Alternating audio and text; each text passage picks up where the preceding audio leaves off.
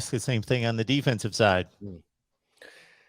You know, not to sound like a broken record, but I really think it comes back to line of scrimmage and stopping the run. Again, the Gamecocks were top 10 in the country nationally in pass defense. If you would have told me that before the season, Mark, I would have said you were crazy because you lost J.C. Horn, Israel McQuamu, John Dixon, Jamie Robinson, guys that had transferred from a defense that was one of the worst in the country at pass defense. And it's really a testament to Clayton White, Torian Gray, what they did on that side, really transforming that aspect of the game for Carolina. Jalen Foster balls out at safety and has a big year. If it's not going to be run defense, because again, here's the thing, Brad Lawing, former Gamecocks defensive line coach, he told me, Chris, as a defensive coach, you never want to brag about pass defense. And you know why? Because all you're telling people is you can't stop the run. And you look at the numbers, South Carolina couldn't stop the run. Teams did not have to throw. So that's one of the reasons why the Gamecocks were so good at pass defense.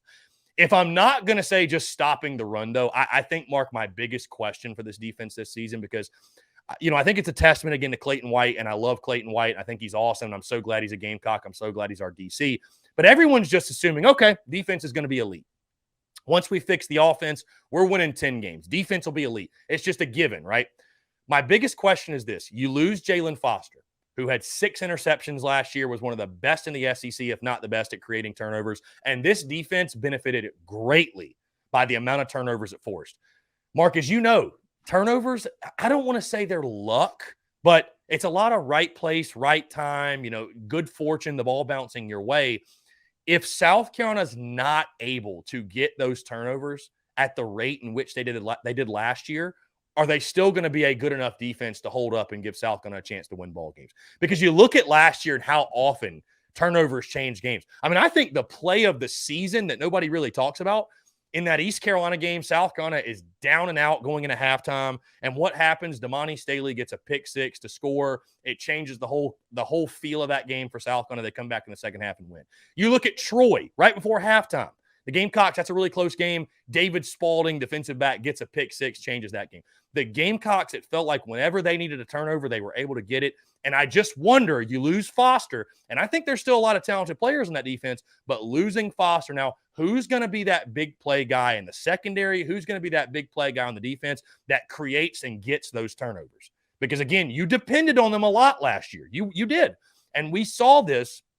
I don't mean to compare this regime to the past regime, but we saw that under Will Muschamp in 2017, right, where South kind of sort of rode a smoke and mirrors type performance on defense to a 9-win season. And it was capped off by beating Michigan in the Outback Bowl when you forced 5 turnovers. And a couple of those, Michigan just literally handed you the football. So again, Mark, my question going into this season, I love Clayton White, love Torian Gray. I think they've almost earned the benefit of the doubt from Gamecock fans, but are you going to be able to duplicate what you did last year? Are you going to be able to force that amount of turnovers?